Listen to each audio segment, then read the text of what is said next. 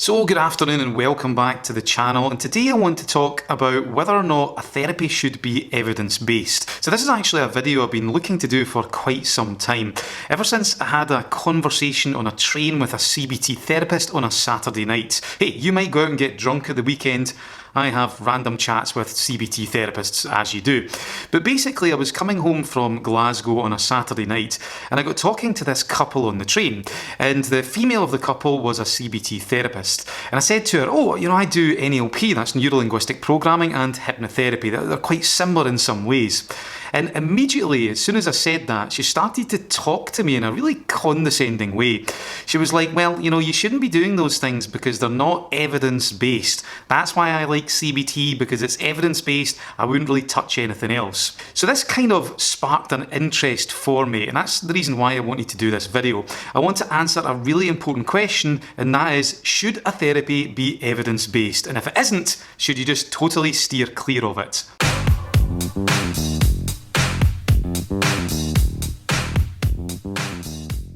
Hi, I'm Stephen Burns from Mind School, and today I'm going to be answering the question, should you only do a therapy if it's evidence-based? So before we begin, if you're new to the channel, if this is the first time you've stopped by, then if you could consider subscribing, that would be absolutely fantastic. It really does help. Also, if you could hit that notification bell, that way you'll be up to date, you'll be notified anytime we upload a video here at Mind School. So let's get cracking, shall we? So I think the first thing that's worth taking a look at is this term evidence-based. What does it actually mean? Because it is quite a subjective term. So I have a bit of a description here. I'll just bring up this slide. So evidence-based is a widely used adjective that refers to any concept or strategy that is derived from or informed by objective evidence. It's a bit of a mouthful, but I think the key part of that description is the words informed by. What evidence-based is not is it doesn't mean something is scientifically proven. Actually, when you look at science, the term scientifically proven isn't really a thing. They have settled science, but settled science is where there has to be an overwhelming amount of current evidence that a single theory adequately explains something. So saying something is evidence-based is very different to this. You're not saying that something has been proven. You're not even saying it's settled science. That when you call something evidence-based, what you're basically saying is that research studies have been done that suggests that something might be the case. It suggests or points in a direction that this method might get you this result. It's not proof. Proof is a completely different thing. And also, those research studies have been peer-reviewed. For you to call something evidence-based, you have to have had, objective researchers coming in, people who weren't part of the original study, to check the evidence, to check the research, just so that they can validate it. And what this does is it protects it from bad science. Basically, people just making shit up, or having conclusions and then just pulling together facts and data to suit their own narrative. So that's what evidence-based means. And when it comes to a therapy that is evidence-based, the reason why this is often advertised as being a really great thing is because it supposedly gives you confidence, as the therapist, but also as the client, the most relevant, up-to-date and effective techniques and approaches are going to be used. And also that you're going to use the most appropriate methods for that type of person too. And also that they're not going to cause any additional harm to the individuals in a session. So of course this is a really great thing. I mean, if a therapy has evidence to support it, then fantastic. You can't really argue against that. That certainly is a good thing. However, when you start to take a closer look at the label of evidence-based, and in particular how it's used, then you start to see a couple of issues with it. It's not quite as persuasive as what it maybe first seems. So the first issue is, when you get down to it, social science is actually not the same thing as traditional science. In fact, there's a bit of a debate that's raging on within the scientific community that social scientists aren't actually real scientists, because there is such a big difference between the two. That traditional science is things like biology, chemistry, physics, with an underpinning of maths. It's the study of the natural world. Traditional science has laws. You have the laws of physics, you have the laws of biology, I'm sure you have the laws of chemistry too. And these laws, of course, will be tweaked, they'll be updated, and some will be superseded over time, but by and large, they are pretty solid. Traditional science also has created objective, real things in the world. They've created real results. So things like, the steam engine, the computer, the internet, drugs, vaccines, cancer treatments. These are are objective things. They are concrete results that traditional science has actually created. Whereas when you look at the social sciences, they haven't actually created anything concrete or objective.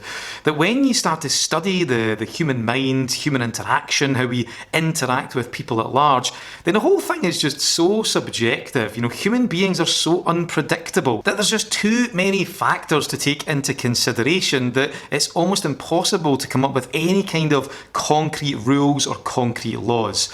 And of course, there's nothing necessarily wrong with that. That's still very, very useful because, social science studies can give us ideas, it can give us suggestions, it can point us in the right direction, but what it doesn't give us is concrete proof. So when it comes to an evidence-based therapy, I think it's important to realise that all that is saying is that it has research that suggests that this might work. It's not the same thing as traditional science. It's not the same thing as a cancer treatment drug or something else that's produced something like the steam engine, something that has objective results. And in actual fact, and this might be a bit of a controversial opinion, but I think there's a lot of truth in it, the term evidence-based started off as being very well-meaning within therapy, but now it's become a bit of a sales pitch. It's used to convince people that their therapy is the one they want to choose, or to also convince therapists to pay money to go in the courses and to study that particular subject. So that's the first issue. The second issue is probably the biggest out of the two, and that's when people oversubscribe to the evidence-based label. So one of the big issues that I've noticed is that people really kind of invest heavily in the idea that if something is not evidence-based, then it's not worth pursuing, it's not worth trying, it's totally useless. In fact, it's potentially dangerous, don't go anywhere near it. Now, the thing is, this is not overtly stated within evidence-based therapies, for example, like CBT, but it is implied time and time again.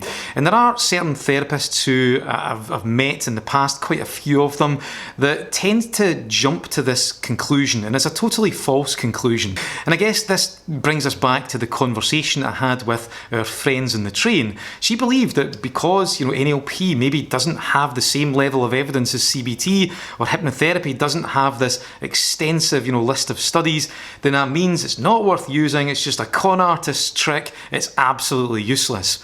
So this idea is totally ludicrous. It is just a little bit arrogant, it's ignorant, and in my opinion, it's just an attempt at intellectual snobbery. Just because something doesn't have evidence to support it doesn't mean it's not effective. It just means that there hasn't been studies done yet, or at least enough of them to reach that threshold to call it evidence-based. To give you an example, if we take something like the practice of meditation. So people have been meditating for thousands of years, potentially longer than that. You can find it in most major religions and philosophies. Obviously, Buddhism is one of the most prominent ones, but you can look at any major religion and they'll all talk about some kind of meditative practice. Now, there are now truckloads of evidence to support the positive health benefits of doing a regular meditation practice. So it's now pretty strongly evidence-based. However, this is just a recent thing. It takes time to do the studies, to collate the information, to come up with the findings and conclusions and get it peer-reviewed by lots of different independent researchers. That's not something that happens overnight. So it's just a recent thing that we've concluded that meditation is now evidence-based. So does that mean that everybody who meditated before we attached that label to it didn't get any benefits? Does that mean they have to give back their benefits because they didn't have the research to underpin those findings? Of course not. That is absolute nonsense. Research always happens in retrospect. And if you're waiting for research to be done, you'll always be behind the curve. So if you're thinking about trying out a therapy or trying out a self-help method, but you sit back and you wait for the research to be done, you're going to be waiting a pretty long time. There's even a chance that you're waiting forever. And that therapy, that self-help method might be amazing. It might utterly transform the way that you think about life, but you're going to miss out on that because you've been sitting on your arse waiting for that research to be done. I've actually got a great quote that conveys this. So it's from a book called Grit by Angela Duckworth. It's a great book, by the way. I'm going to be reviewing it soon on the channel.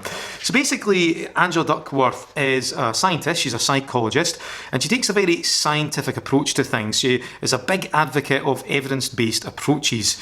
But in the book, she has a chapter on parenting for grit. So basically, she's sharing ideas and tips and techniques to help you cultivate create resilience in your children. And what she says is this. She says, as a scientist, I'm tempted to answer that we need more research on the topic. There's a lot of research on parenting and some research on grit, but no research yet on parenting and grit. But as a mother of 2 teenagers, I don't have the time for all the data to come in. Like the parents asking me the question, I have to make decisions today. And I think she absolutely nails this. If you're waiting for evidence to support a therapy or a self-help method, then you're going to be waiting forever. And that therapy, that self-help method, could actually be massively transformational. Sure, you're going to increase the risks of trying something out that maybe doesn't work and maybe sets you back a little bit. But if you don't, then you're going to be missing out. So I'm a big advocate for experimentation, for trying things out and just seeing what works for you. So that's all from me for this video. To answer the question, should you only use therapies that are evidence-based? The simple answer is no. Obviously, having evidence, having research that underpins an approach is very good. It's a nice little bonus, but it doesn't really mean that much when you start to unpack it. And it certainly shouldn't prevent you from trying different things. At the end of the day, I'm all about experimentation. See what works for you. So hopefully you enjoyed this video. If you have any thoughts, any opinions, please do leave them in the comments below. Do you agree, disagree? Do you have anything else to add to the discussion? And yeah, that is all from me for this week, and I'll see you later on. Bye.